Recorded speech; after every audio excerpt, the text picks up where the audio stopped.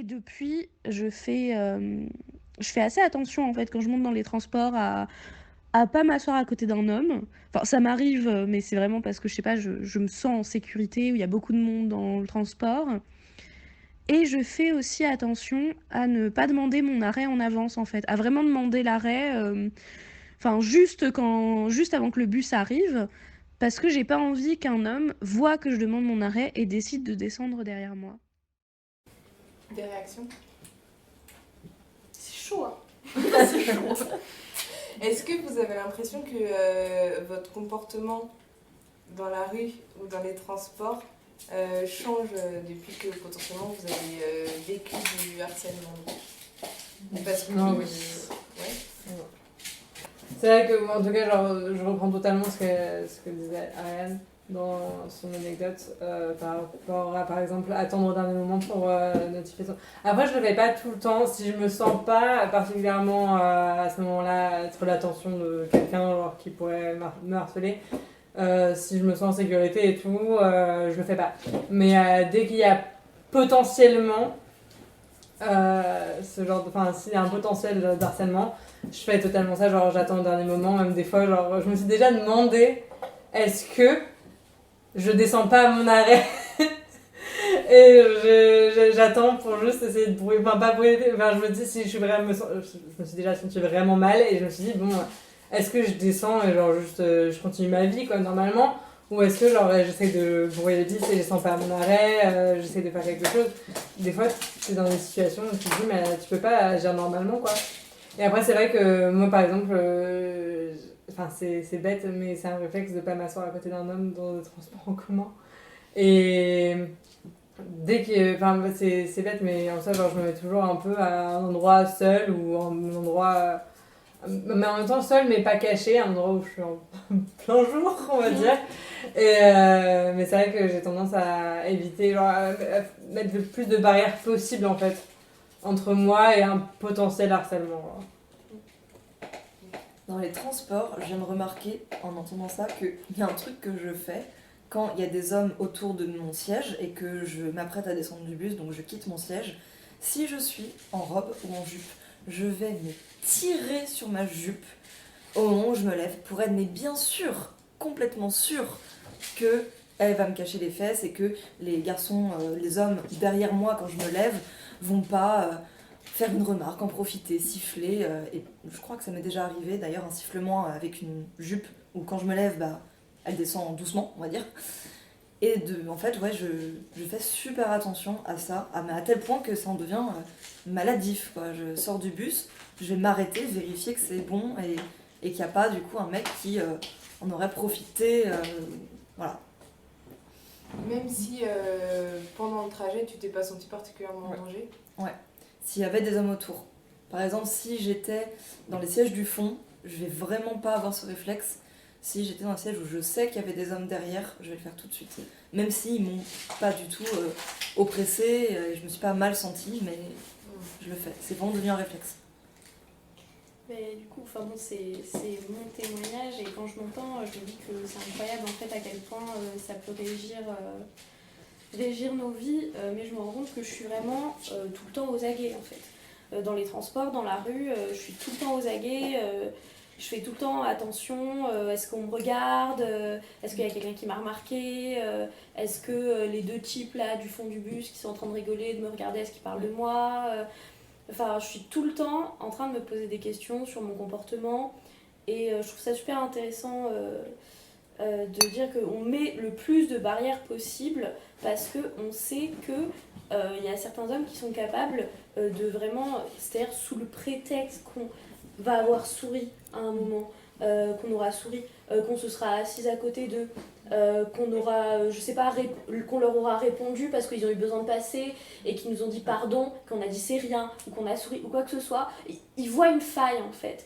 Et le but de la vie de beaucoup, beaucoup de femmes, c'est de ne laisser aucune faille. C'est-à-dire il faut pas montrer une seule ouverture parce que sinon on sait qu'on peut en avoir pour un quart d'heure à dire non, j'ai pas envie, je suis pas intéressée, laissez-moi tranquille. Et vraiment, quand je me souviens de cette fois où il y a donc ce type à côté de qui je me suis assise c'est-à-dire le temps de 3 arrêts, et qui est descendu à mon arrêt, alors que très clairement il avait rien à y faire, je me dis que c'est fou en fait. Vraiment ça me sidère. Je trouve ça hyper sidérant. En fait j'ai l'impression d'être une proie quand je suis dans la rue et dans l'espace public, et c'est hyper anormal. Je sais que ça m'est arrivé de changer de place dans un tram pour ne plus être à la vue de certaines personnes que je soupçonnais de me regarder. Et justement, quand j'allais descendre à mon arrêt, je m'étais dit, là, je vais vérifier si vraiment j'étais en danger. S'ils descendent là aussi, là, je suis mal, quoi. Et je pense que c'est une des raisons pour laquelle il y a beaucoup de gens qui font la gueule et qui regardent leurs pieds dans les transports en commun. Parce que si on a le malheur de croiser un regard et ça y est, j'ai laisser passer un message que j'ai pas voulu. Moi, j'ai noté dans les différents témoignages que vous m'avez envoyés que à chaque fois, à chaque début d'anecdote, vous précisez j'étais tranquille, j'avais mes écouteurs dans les oreilles, et je l'ai fait aussi, enfin je me suis rendu compte après, mais en vous écoutant, je me suis dit, mais en fait, c'est incroyable le nombre d'anecdotes qui commencent avec ça. Genre, j'avais mes écouteurs dans les oreilles, j'écoutais ma musique à fond, j'étais moi, j'ai dit, j'étais en train de lire un livre, enfin, genre, il y a toujours ce truc de. On était occupés. Ouais, j'étais occupée, ou alors je donnais l'impression d'être occupée. Parce que moi, par exemple, ça m'est arrivé plein de fois d'avoir des écouteurs dans les oreilles, mais pas forcément une musique. Mais d'avoir ce truc pour me dire, ok, là, a priori, j'ai ces écouteurs, personne ne va venir me parler. Et en fait, on est toutes d'accord, a priori, pour dire que ça sert à rien et que c'est pas du tout une barrière. Mais il y a quand même ce truc un peu sécurisant, j'ai l'impression. Deuxième chose que je voulais dire. Tu as parlé plusieurs fois aujourd'hui et dans les témoignages de danger. Tu as dit plusieurs fois, dans tes témoignages par exemple, tu dis je me suis rendu compte que j'avais plus de batterie et là j'ai commencé à me sentir en danger. Ou quand j'ai pas d'écouteurs, je me sens en danger. Tout. Est-ce que vous aussi ça vous arrive dans la rue, dans les transports, de vous sentir en danger quand vous n'avez pas par exemple des écouteurs ou peu importe, est-ce que ça vous arrive de vous sentir en danger? Oui. Sans mes écouteurs, je me sens pas spécialement en danger. Mais si j'ai plus de batterie et que je suis en train de rentrer chez moi tard le soir, oui, je me sens en danger parce que je me dis, s'il m'arrive quelque chose ou si j'ai besoin d'appeler quelqu'un, je peux pas le faire. Donc, essayer même, tu vois, de donner l'impression que son téléphone marche, faire semblant d'être au téléphone quand tu rentres à la maison tard le soir. Et après, mes écouteurs, moi j'ai un casque et je sais que le soir tard quand je rentre, je mets mon casque sur une oreille et je laisse une oreille libre pour continuer à écouter ce qui se passe autour de moi, écouter s'il y a quelqu'un qui marche derrière moi, je regarde les ombres, et il m'arrive aussi de mettre mon casque alors qu'en effet il n'y a pas de musique dedans, juste pour en effet donner l'impression que je ne suis pas attentive, alors qu'en fait je le suis. Et du coup, oui, je pense que la notion de danger, mais c'est peut-être plus la nuit que dans la journée. Ou dans la journée, ou en tout cas dans la journée si on est seul on peut se sentir en danger, si on est dans un endroit où il n'y a pas beaucoup de monde. Mais la nuit, je trouve que ça prend tout son sens. Je sais qu'à part le fait que quand le téléphone n'a plus de batterie, voilà, on se dit qu'on va peut-être pas pouvoir prévenir quelqu'un s'il y a un problème, je sais qu'il y a un truc tout bête. Quand je me sens un petit peu, pas forcément en danger, mais en tout cas pas à l'aise, dans un transport par exemple, je vais avoir tendance à beaucoup regarder mon téléphone, aller sur les réseaux sociaux, même me lancer en jeu, alors que je suis pas, en général pas trop sur mon téléphone. Je vais beaucoup le faire dans ces cas-là. Et si jamais j'ai plus de batterie, je vais sentir une angoisse en disant je peux pas avoir l'air occupé en fait. Et vu que j'ai pas souvent des écouteurs sur moi, je peux pas avoir l'air occupé. Et donc je vais avoir tendance à tout le temps ouvrir mon téléphone, ouvrir le clapet, pour au moins donner l'impression que je fais un peu un truc et que je suis pas juste passive. Parce que là déjà je commence un peu à psychoter en fait. C'est de la paranoïa limite. J'ai l'impression que tout le monde me regarde avec des intentions alors que c'est pas forcément le cas. Comme quoi ça peut vraiment atteindre à force le fait que ça arrive tellement souvent. Et ouais, je vais l'avoir tout le temps à la main, même s'il a plus de batterie, mon téléphone, pour donner cette impression que je suis occupée, que je suis un peu dans mon monde, en fait. Ouais, non, moi, totalement, je recoupe totalement avec ce que les filles ont dit, notamment les écouteurs. Pour moi, si je sors si je me rends compte que j'ai oublié mes écouteurs ou je les ai perdus, je me sens nue dans la rue, mais totalement. Et même si ça marche pas toujours, comme on l'a vu dans les anecdotes, c'est vrai que moi, c'est la première barrière, en fait. Et c'est pareil pour le téléphone, c'est une barrière totalement. Genre, je regarde mon téléphone dès que je suis mal à l'aise, dès que j'ai l'impression qu'il y a quelque chose, parce que tu dis que c'est ça. Et quand j'ai pas de battement, mon pire cauchemar, c'est de. Enfin, bon, j'utilise cette phrase un peu facilement. Mais en ça, genre, ne plus avoir de batterie, c'est une grosse angoisse parce que je peux pas prévenir quelqu'un si j'ai un problème. C'est bête, mais genre, si des fois, bon après, parce que je peux me le permettre des fois aussi, si jamais je suis à un endroit, en soirée ou quoi, et je me sens pas bien, si je rentre et que tout d'un coup je me sens pas bien, une fois ça m'est arrivé, je rentrais tard de cours, il était 20h, et du coup 20h10 quand je suis arrivée à la gare de ma ville, et j'étais toute seule à l'arrêt de bus, j'avais 15 minutes d'attente pour mon bus, il y avait un mec super chelou qui me regardait super mal, et j'ai flippé et j'ai appelé un Uber direct et le mec du Uber m'a dit est-ce que vous m'avez appelé parce que le mec il était chelou? Et j'ai fait oui, il fait ouais, il a l'air très chelou, il vous a regardé, c'est très bizarre, et j'étais sur ma ok, mais c'est pas grave, juste emmenez-moi chez moi. Et heureusement c'est juste à côté, ça m'a presque rien coûté quoi, mais c'est vrai que c'est des angoisses comme ça, que le téléphone d'un côté c'est magique parce que du coup c'est quand même une sécurité en plus. Après c'est vrai que je me suis rendu compte, par exemple récemment j'ai recommencé à porter des mini-jupes. Et je me suis rendu compte que j'étais pas du tout à l'aise en mini-jupe si j'avais pas un manteau long. Et dans le bus, je m'assois pas avec une mini-jupe si j'ai pas mon manteau sur mes cuisses. Et c'est pareil, par exemple, si je porte un décolleté, je prends toujours une écharpe ou un foulard parce que dans la rue ou dans le bus, je montre pas mon décolleté. Et c'est toujours de ce genre de choses. Et ça m'est arrivé par exemple avec les écouteurs. J'écoute de la musique tout le temps, mais des fois, quand je me suis sentie. J'ai toujours un peu mes sens en alerte quand même. Et des fois, ça m'est arrivé de couper ma musique pour justement être plus alerte et être un peu en mode ok, qu'est-ce qui se passe là derrière moi, qu'est-ce qui se passe à côté de moi, pourquoi, genre, c'est quoi, qu'est-ce qui se passe, et pour être sûre d'être en possession de tous mes sens si jamais quelque chose arrivait quoi. Mais c'est vrai que du coup c'est des habitudes qu'on prend qui sont quand même angoissantes quand on sent. J'écoute de loin, mais moi j'ai tendance à plutôt adopter ces stratégies aussi. Jamais porter d'écouteurs, jamais. Parce que je veux savoir où je suis, avec qui, comment. Genre la nuit, je mets jamais d'écouteurs. Par contre, en général, je suis comme ça. Je marche les mains dans les poches. Et par contre, je lève les yeux. Tout le temps. Parce que je sais pas d'où ça peut venir, quoi. Jamais. Et du coup, je fais hyper attention à ça. Et au contraire, jamais je baisse les yeux. Jamais. Sauf quand vraiment je suis à 5 cm du mec qui me croise. Et là, je baisse les yeux parce que, en même temps, quand tu baisses les yeux, ça te permet de suivre du regard discrètement la personne qui te croise, quoi. Et je fais super attention à ça, à jamais changer de trottoir, à jamais. Pour montrer que j'ai pas peur, en fait. Et que si jamais tu veux me poser problème, et ben, je vais être capable de te répondre, tu vois. Et j'ai l'impression, pour plein d'autres raisons, tu vois, mais de me faire moins harceler que d'autres filles qui vont vachement flipper tout le temps. Mais je pense que c'est à d'autres raisons aussi, hein. Il n'y a pas que... je pense que je réponds beaucoup moins aux critères de beauté aussi, tu vois, et du coup, ça joue forcément. Mais pas sûr qu'il y ait des critères de beauté. Oui, je crois non, pas pour certains, je Non, pense non qu'ils font plus. pas du tout attention, tu vois. Mais que pour ces je comprends personnes-là, ce que tu veux. justement, ça veut dire que tu fais chier le chien. Hein, je suis désolée, mais il faut le dire à un moment. Et je pense que du coup, faire face, en fait, ça permet à certaines personnes de pas se dire bon, bah celle-ci, elle est comment dire vulnérable. Oui. Et du coup, je vais pouvoir en faire un peu ce que je veux, quoi. Oui. Et parfois, faire ces actes-là, ça peut servir aussi, mais c'est peut-être qu'une manière personnelle de penser. Je pense que c'est en effet pas forcément. Il n'y a pas trop de critères physiques, mais on peut se sentir hyper protégé.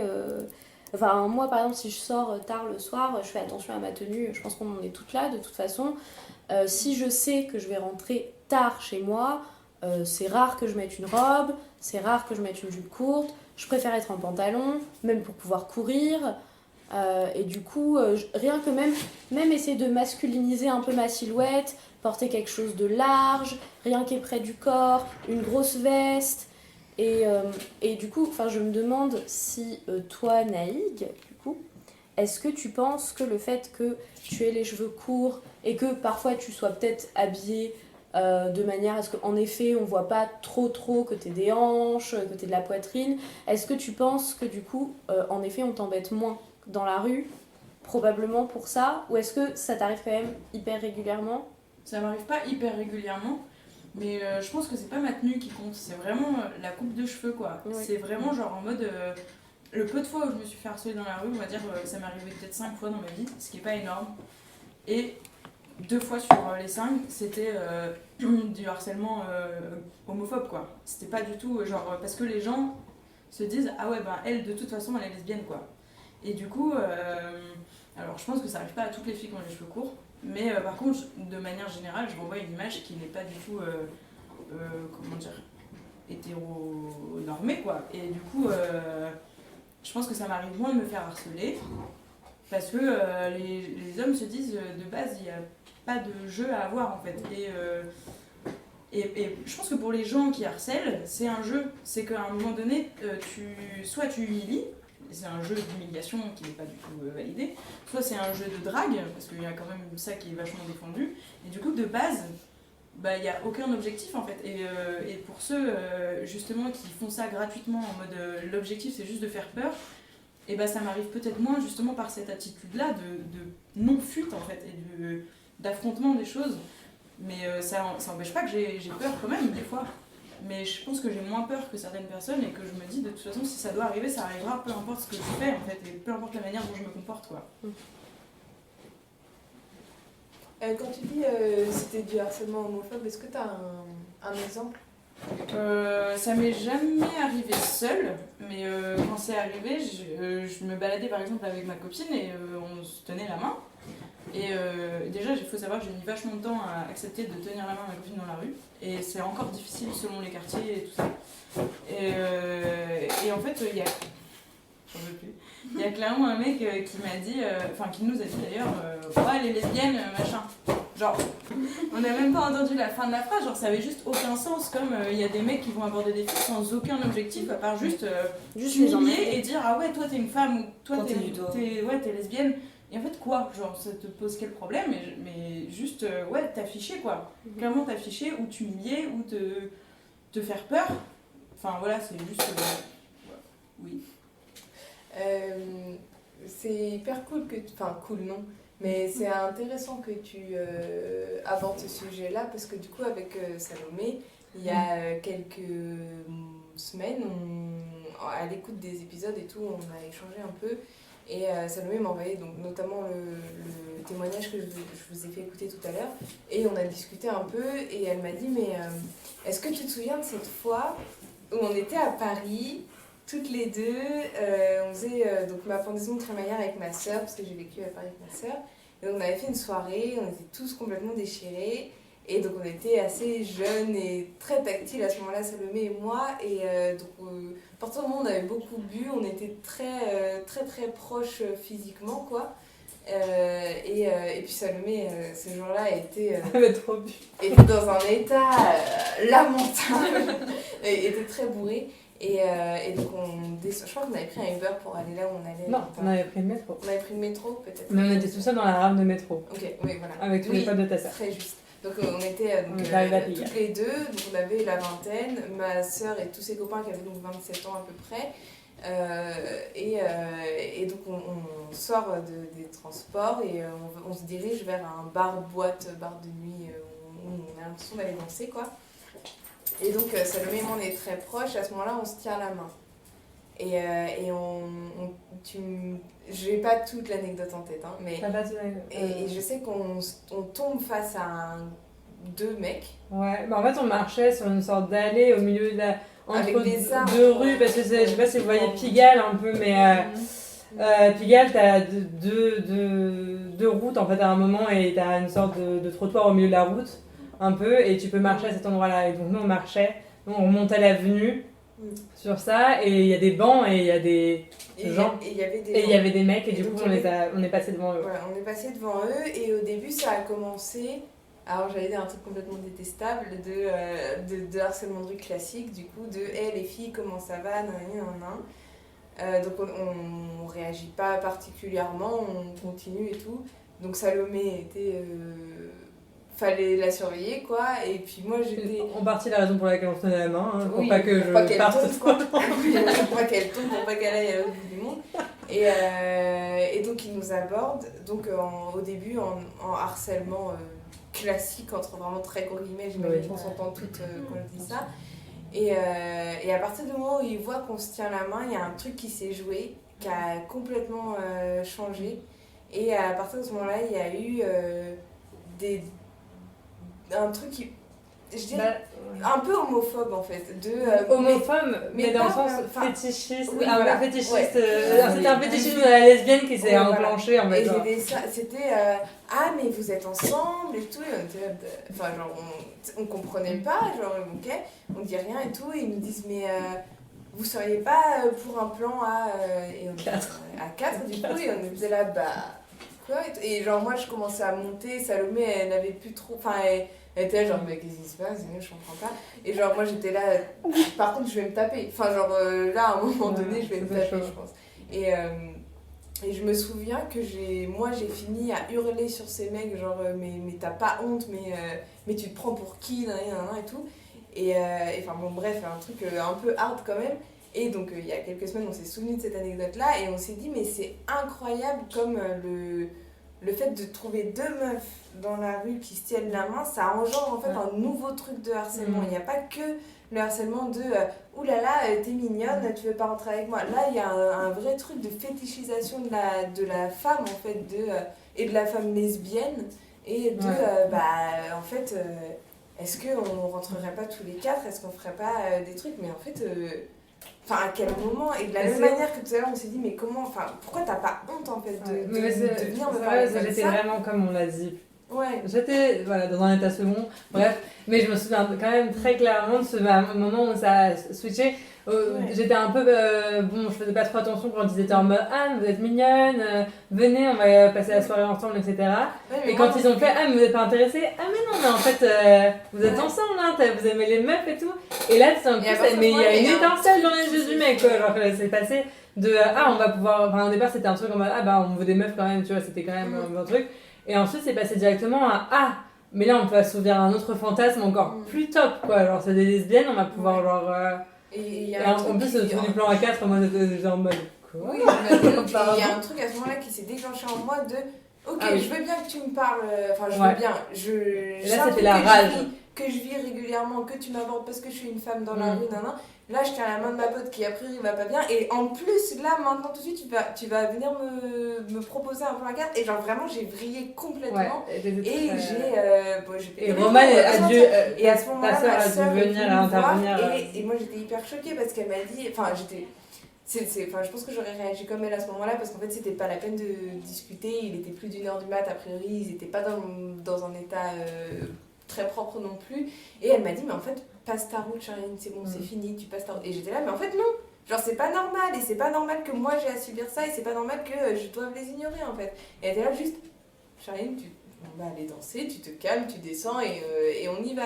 Mais en fait, on en revient à ce qu'on dit plusieurs fois à la cour de l'après-midi, c'est-à-dire que des hommes vont vouloir quelque chose, vont exiger quelque chose, on est des objets, c'est ça. Et que ce soit des objets juste en tant que femme ou en tant que lesbienne, le fantasme, le harcèlement de rue, il peut être tellement de plein de types, mais dans tous les cas, c'est la même volonté d'exiger quelque chose, et peu importe si la personne est consentante ou pas, c'est un fantasme comme tu dis, et juste un désir mais qui n'a aucun sens, qu'une justification qu'il faut assouvir là maintenant. Oui, parce que là, a priori, si une femme est lesbienne, à quel moment est-ce qu'elle aimerait avoir une relation sexuelle avec un homme en fait? Mais il y a vachement ce truc-là. C'est que là, vraiment, tu te dis, ils pensent qu'une femme lesbienne lui doit un rapport sexuel parce qu'elle doit assouvir son fantasme. Ça, je trouve ça. De toute façon, je pense que c'est la millième fois que j'utilise ce terme, mais tout à fait sidérant. Ah oui, non, mais vraiment. Je comprends même pas en fait. C'est-à-dire, le type pense que tu es lesbienne et que tu es avec une fille et continue à penser qu'il a peut-être une chance. Peut-être encore plus. Oui, parce que comme tu es lesbienne, t'es portée sur le sexe, t'es portée sur le cul, t'aimes la chatte, et du coup, et puis t'as pas rencontré l'homme idéal, et c'est pour ça t'as pas encore tâté de sa bite magique, il va te babidi babidi bou et tu vas tomber dans les limbes de l'amour, quoi. Non mais clairement. Et puis tu peux pas être satisfaite sans bite, quoi. Oui, voilà. De toute façon, à un moment donné, il va te manquer un truc. Au bout d'un moment, il y a un trou, il faut le remplir. C'est ça. Et oui, mais des fois, c'est pas assez gros. Voilà. Mais est-ce que tu t'es déjà questionné sur la taille de ton propre alors que son micro-pénis, il peut en faire quelque chose, c'est vrai. pas Sans si mauvais débile. jeu de mots.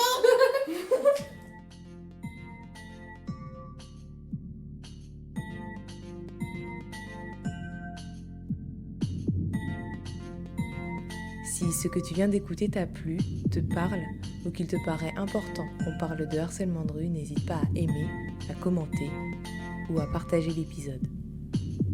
Si de manière plus globale, tu apprécies mes podcasts, n'hésite pas à t'abonner à la chaîne YouTube et à activer la petite cloche des notifications. Je remercie Juliette, Emma, Naïg, Ariane, Salomé, Louise et Camille d'avoir participé. Et je te remercie toi, évidemment, de nous avoir écoutés. À très vite. Bisous.